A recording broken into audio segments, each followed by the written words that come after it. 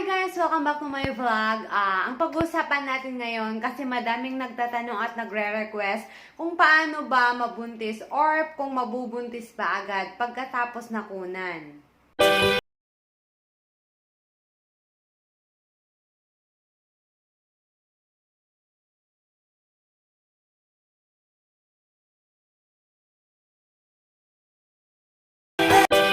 Thank you so much sa mga comments nyo at madami pa rin nagko-comment sa comment section kahit hindi ako masyadong nakakapag-reply sa kabisihan. Thank you so much and huwag kayong mag-alala guys kasi yung mga question nyo ginagawan ko pa rin ng video. So eto nga guys yung sagot sa katanungan nyo kung mabubuntis ba agad ang nakunan. Bago ang lahat, kung hindi pa kayo nakaka-subscribe sa channel ko, please subscribe and click the bell button. Click all para ma-notify kayo lagi kung meron akong bagong uploads. And pwede nyo ring bisitahin yung channel ko guys. Ito siya. And click videos. Meron akong mga videos dito ng about fertility issues for both men and women. So, i-click nyo lang yung videos guys and titignan nyo po doon. Meron din pala nagtanong sa inyo guys kung kailan daw rereglahin din ang nakunan. So, normally guys, rereglahin talaga tayo 1 month after tayong nakunan. At pwede rin tatagal hanggang 6 weeks, 4 to 6 weeks after tayong makunan, rereglahin na tayo normally. Pero guys, hindi lahat kasi depende yan sa level ng HCG natin sa katawan, yung Human Chorionic Gonadotrophin.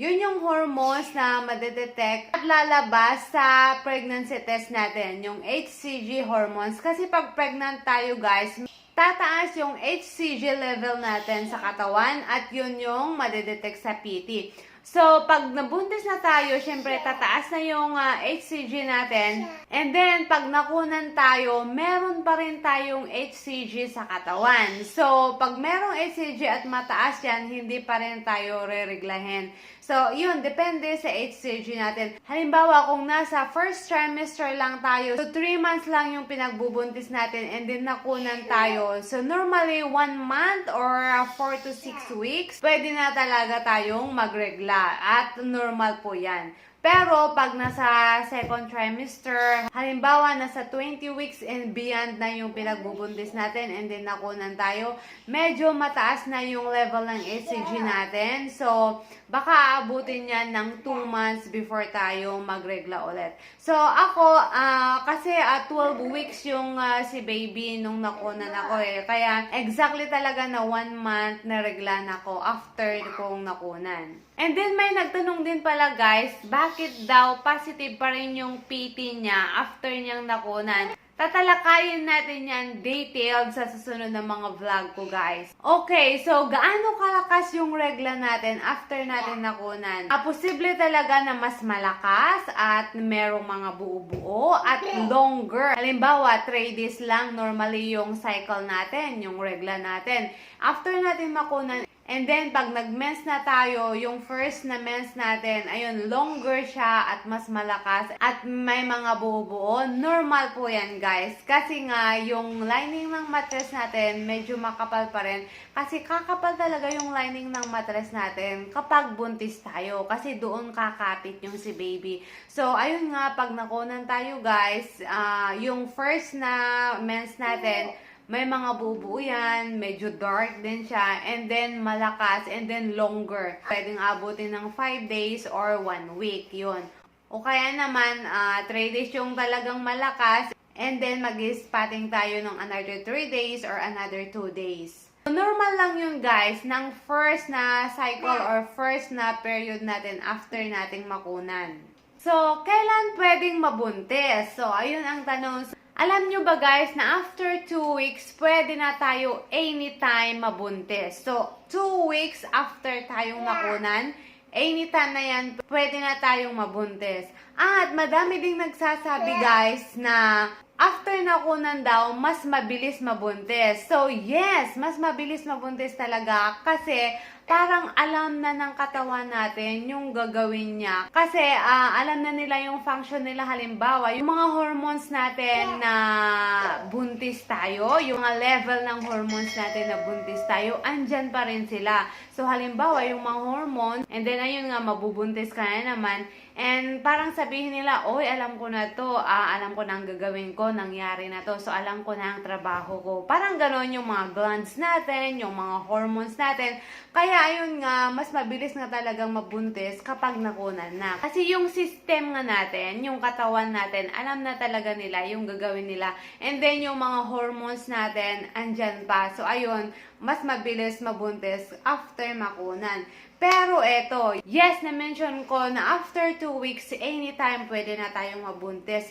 Pero ang risk, guys, pwede pa rin ulit tayong makunan. Kasi hindi pa fully healed yung mattress natin. Normally, guys, and ideally, dapat mag-wait tayo ng at least 3 months. Para bumalik sa normal na function yung mga hormones natin. Tapos, kailangan din natin alamin kung ano yung dahilan bakit tayo nakunan. After talaga nating makunan, guys, right away, kung magpaparas pa kayo, guys, pwede rin i-check yung blood nyo para i-check yung hormones nyo. Halimbawa, imbalance pa rin yung hormones natin nung buntis tayo. Halimbawa, mababa yung progesterone natin. So, hindi enough yun para supplyan yung baby sa loob. Pwedeng yun yung dahilan ng pagkakunan natin. So yun, pwede nating alamin ang sanhi ng pagkakunan natin nung una para at least ma-prepare natin, masupplyan natin, mag-take tayo ng supplement, ganon, o kaya medicine muna para sa next na pagbuntis natin, magtuloy-tuloy na at magiging successful na. Halimbawa, meron akong clients, followers din dito sa YouTube, guys, na nag-share sa akin na ayun nga nabuntis siya pero second baby niya and then nakunan siya.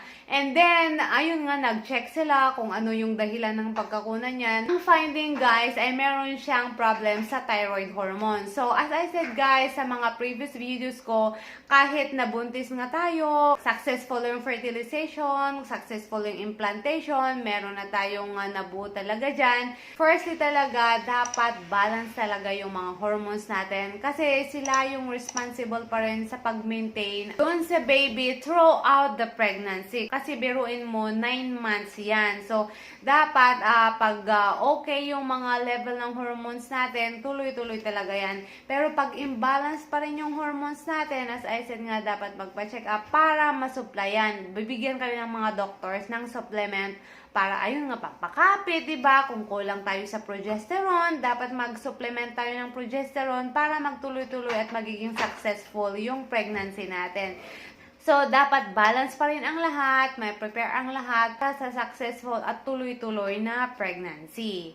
And sabi ng Russian doctor ko, at least 1 cycle lang daw. So, sabi niya, 1 cycle lang o after 1 month, after ng first na menstruation ko, pwede na naman daw kaming mag-try. Pero ideally nga talaga, guys, medically and proven, mas okay talaga na at least mag-antay tayo ng 3 months. Pero ako, guys, I got pregnant 2 months after kong nakunan. So, at least, meron akong 2 cycles. So, ayun, successful naman na. Pero, as I said, nabanggit ko sa mga previous videos ko, na humingi talaga ako ng additional supplements, additional progesterone supplement. Kasi, alam ko nga, pag mababa talaga ang progesterone natin, guys, risk talaga tayo ng makunan. Lalong-lalo sa first trimester. Kasi, guys, sa first trimester, yung first 12 weeks ni baby, wala pa siyang placenta, wala pa siyang inunan. So, dapat mataas at maganda yung level ng progesterone natin kasi yun yung nagme-maintain dun sa lining ng mattress natin, yun yung nag-feed dun sa baby. Siya yung makakapitan ng baby, siya yung, alam mo yun, yung nag-feed yung mga, nagbibigay ng mga nutrients para doon sa nade-develop na fetus. Ang progesterone ang responsible dyan.